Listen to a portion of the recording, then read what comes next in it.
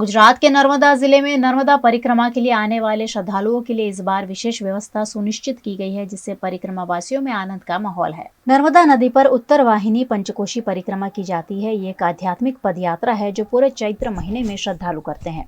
हर वर्ष की तरह इस वर्ष भी लाखों की संख्या में पदयात्री नर्मदा जिला की पवित्र भूमि पर परिक्रमा कर धन्यता का अनुभव कर रहे हैं। इस बार नर्मदा परिक्रमा के लिए जिला प्रशासन द्वारा काफी अच्छी सुविधा भी की गई है, जिससे यहाँ आने वाले श्रद्धालुओं में खुशी की लहर है। इस पर वडोदरा से परिक्रमा के लिए नर्मदा पहुंचे संजय बंदेल ने खुशी व्यक्त करते हुए जिला प्रशासन का शुक्रिया अदा किया।